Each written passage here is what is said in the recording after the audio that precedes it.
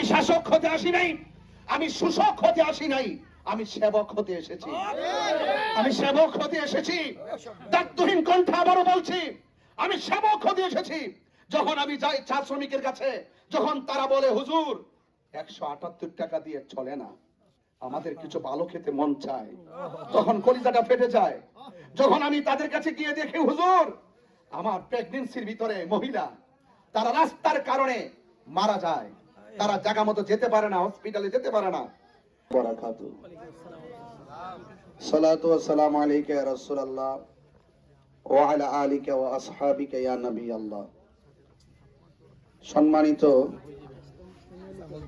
চামলতলীবাসী, আপনারা জানেন আসন্ন ত্রয়োদশ জাতীয় সংসদ নির্বাচনে হবিগঞ্জ 4 চোনারঘাট মাধবপুর বৃহত্তর সুন্নি জোট সমর্থিত বাংলাদেশ ইসলামী ফ্রন্ট মনোনীত মোমবাতি প্রতীকে আমার প্রতীক বরাদ্দ হয়েছে এবং বৈধভাবে বরাদ্দের পর প্রতীক পাওয়ার পর আজকে থেকে কিন্তু আমাদের প্রচারণা ওপেন শুরু হয়েছে। এবং আমি মনে করি আমার ভাগ্যটা অনেক ভালো যে আজকের প্রচারণার এই পরন্ত সন্ধ্যাবেলায় যে জায়গাতে আমি এসে দাঁড়িয়েছি, এই সন্ধ্যার পর এই প্রথম প্রচারণাটা আপনাদের এলাকা দিয়ে শুরু করেছি। তো সুতরাং আমি এতটুকু জানি যে এই এলাকাটা শতকরা 99% সুন্নি। কথা বলেন ঠিক কিনা?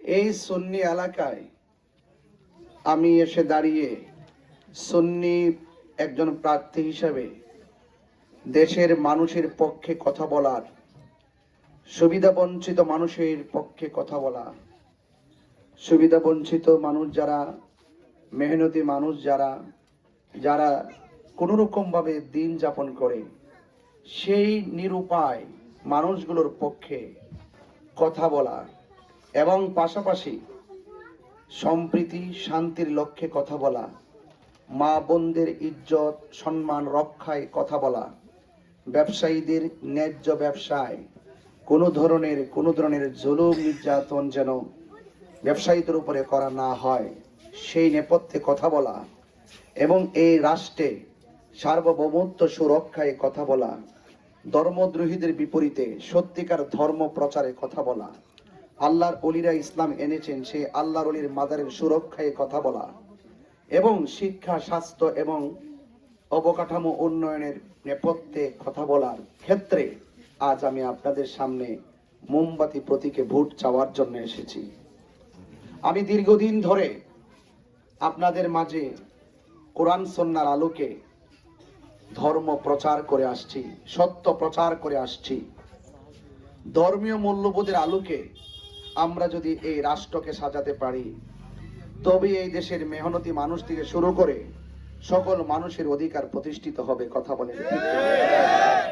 আজকে বাংলাদেশে যে রাজনৈতিক অস্থিরতা শুরু হয়েছে, আমি যদি মোটা দাগে একটা কথা বলি, আপনারা বলুন তো দেখি, এই দেশে যে মাজার ভাঙ্গা হয়েছে, একটা মানুষ একজন নেতা কি দাঁড়ায়া প্রতিবাদ করেছে? কবর থেকে লাশ তুলে যে আগুন দিয়ে পুড়িয়ে দিয়েছে, কেউ কি প্রতিবাদ করেছে? আরে হোক না সে অন্য ধর্মের মানুষ। গত কয়েকদিন আগেও দেখেছি অযথা একটা মিথ্যা অপবাদ দিয়ে একটা হিন্দুকে গাছের মধ্যে ঝুলিয়ে আগুন দিয়ে পুড়িয়ে দেওয়া হয়েছে। এটার নাম কি রাষ্ট্র ব্যবস্থা? আরে আপনার সঙ্গে আমার মতের অমিল হতে পারে, আপনার সঙ্গে আমার মতের দূরত্ব হতে পারে, কিন্তু ইচ্ছে আপনি প্রতিহিংসার বশবর্তী হয়ে গায়ে আগুন দিয়ে পুড়িয়ে দেওয়া, মামলা হামলা করে তাকে জুলুম নির্যাতন করা এবং রাজনৈতিক প্রতিহিংসায় একজন মানুষকে মেরে ফেলার মতন যেই প্রবণতা এই রাষ্ট্রে শুরু হয়েছে, আমি প্রয়োজন মনে করেছি যে সবকিছু ফেলে দিয়ে হলো ধর্মীয় মূল্যবোধের আলোকে এই রাষ্ট্র ব্যবস্থা যদি কায়েম হয়, তাহলে অফকোর্স রাজনৈতিক প্রতিহিংসা বন্ধ হবে। সংসদে কি এইরকম কথা বলার দরকার আছে না? অনেকে আমাকে বলে, হুজুর আপনি ওয়াজ মাহফিল করতেন, হাজার হাজার লোক আসছে, আপনি কেন রাজনীতিতে আসলেন? আমি বলছি রাজনীতিতে আসছি দুর্নীতিবাজকে সাইজ করার জন্য। রাজনীতিতে আসছি ধর্মীয় মূল্যবোধের আলোকে সংসদের মধ্যে দায়িত্বহীন ভাবে কথা বলার জন্য। আমি যদি হাজার নয় লক্ষ ফলোয়ার যদি আমার থাকে, আমি হাজার মানুষকে চিল্লাইলেও আইন হবে না। যদি সংসদে দাঁড়িয়ে কথা বলতে পারি তাইলে আইন হবে।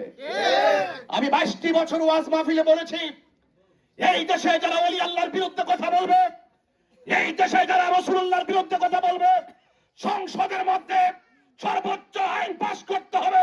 ওই ধর্মদ্রোহী নবীদ্রোহীকে সর্বোচ্চ মৃত্যুদণ্ড দিতে হবে। কথা বলেন ঠিক কিনা? বলুন, এত যে চিল্লাইছি আইন কি হয়েছে? না। তাইলে আমি চিল্লালে লাভ হইব কি? না। তাহলে রাষ্ট্রতন্ত্রের গুরুত্বপূর্ণ জায়গায় যদি গিয়ে কথা বলতে পারি, সেখানে কথা হবে, সেখানে আওয়াজ হবে, সেখানে আইন হবে, সেখানে রাসূলুল্লাহর আদর্শ প্রতিষ্ঠার ক্ষেত্রে যদি আইন প্রণয়ন হয়, তাহলে এই দেশের ভিতরে কেউ রাসূলুল্লাহর বিরুদ্ধে কথা বলতে পারবে না। কেউ এতিমের মাল ভোগ করে অন্যায়ভাবে আত্মসাৎ করে খেতে পারবে না। কেউ জনগণের টাকা নিয়ে বাজেট এনে দুই ভাগ পকেটে ঢুকিয়ে এক ভাগ কয়েক ভাগ করে যেইভাবে মেরে খাওয়ার দান্দা, অন্তত পক্ষে সেই সুযোগ তারা পাবে না। এই জন্য দরকার রাজনৈতিক অস্থিরতা বন্ধ করতে এবং প্রতিশোধের রাজনীতি বন্ধ করতে। এই দেশে সত্যিকার অর্থে আল্লাহর এবং তার হাবিবের আদর্শ বাস্তবায়নের ক্ষেত্রে আমরা যদি সেখানে কথা বলতে পারি, আমি বিশ্বাস করি এই দেশ একটি শান্তির দেশে পরিণত হবে। কথা বলেন ঠিক কিনা? ঠিক। আমি শাসক হতে আসি নাই যে আমি আপনাকে চাপ প্রয়োগ করব। আমি শাসক হতে আসি নাই যে আপনি আমার সঙ্গে দেখা করতে গেলে আপনি একদম আমার জন্য এমন ভাবে ভয় পাবেন, আমাকে দেখলে আমি ভয় পাবেন। এই শাসক হওয়ার জন্য আমি স্বপ্ন দেখি না। আমি মনে করি আমি মানুষ, আর আমি ওয়াজ মাহফিল করি, যত বড় হয় না কেন আল্লাহ আমাকে দিয়েছে, কিন্তু আপনাকে আল্লাহ এমন কিছু দিয়েছে যেটা আমাকে দেয় নাই। সবচেয়ে বড় কথা হলো মানুষ। আপনি আমার কাছে মন খুলে কথা বলবেন, মন খুলে আমার ঘরে যাবেন, মন খুলে যা আমার সামনে বলবেন, কোনো ভয় থাকবে না। আমি শাসক হতে আসি নাই, আমি শোষক হতে আসি নাই, আমি সেবক হতে এসেছি। আমি সেবক হতে এসেছি। দায়িত্বহীন কণ্ঠে আবারও বলছি, আমি সেবক হতে এসেছি। যখন আমি যাই চা শ্রমিকের কাছে, যখন তারা বলে হুজুর 178 টাকা দিয়ে চলে না, আমাদের কিছু ভালো খেতে মন চায়, তখন কলিজাটা ফেটে যায়। যখন আমি তাদের কাছে গিয়ে দেখি হুজুর আমার প্রেগন্যান্সির ভিতরে মহিলা, তারা রাস্তার কারণে মারা যায়, তারা জায়গা মতো যেতে পারে না, হসপিটালে যেতে পারে না, আমি চাই যে ওই সমস্ত তাদের মেহনতি মানুষের কষ্টগুলো হৃদয়ে ধারণ করে রাষ্ট্রতন্ত্রে গুরুত্বপূর্ণ জায়গা থেকে তাদের চিরস্থায়ী সমাধান করা।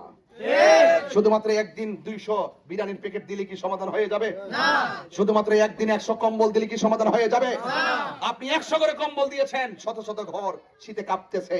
আপনাকে চিরস্থায়ী বন্দোবস্ত করতে হবে, তাদের সঠিক বাসস্থানের ব্যবস্থা করতে হবে। পানির সংকট থেকে শুরু করে, তাদের চিকিৎসা থেকে শুরু করে, শিক্ষা থেকে শুরু করে, স্বাস্থ্য থেকে শুরু করে, অবকাঠামো উন্নয়ন থেকে শুরু করে প্রত্যেকটা সেক্টর অত্যন্ত ইমানের চিত্তে দৃঢ়তার সাথে নীতির সাথে বাস্তবায়ন করার দৃঢ় প্রতিশ্রুতি নিয়ে আপনাদের মাঝে আপনাদের সন্তান এসেছে।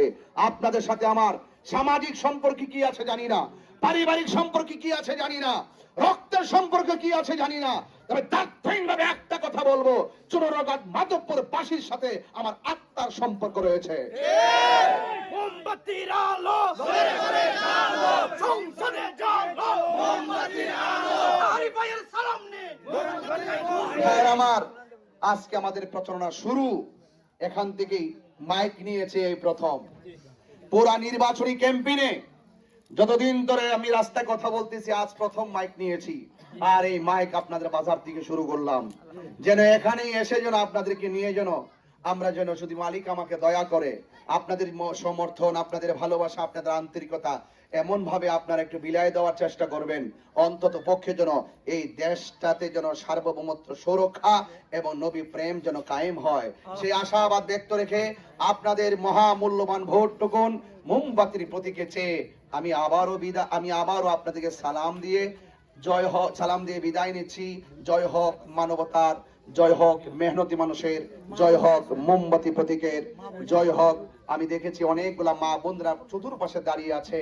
আমার মা বোনদেরকে বলবো, মা মোমবাতি প্রতীকটা অনেক মায়ার প্রতীক, কথা বলেন ঠিক কিনা? এই প্রতীকটারে ধর্ম বর্ণ সবাই পছন্দ করে। আমি আশা করব মা বোনরা আমার জন্য দোয়া করবেন, আপনারা মা বোনদের কাছে ক্যাম্পেইন করবেন, আমার সালামটুকু দিবেন এবং মোমবাতির পক্ষে ভোট চাবেন।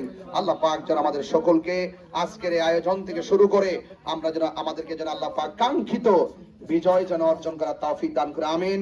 আসসালামু আলাইকুম ওয়া রাহমাতুল্লাহি ওয়া বারাকাতুহু। ধন্যবাদ। এ পর্যায়ে দোয়ার মাধ্যমে আজকের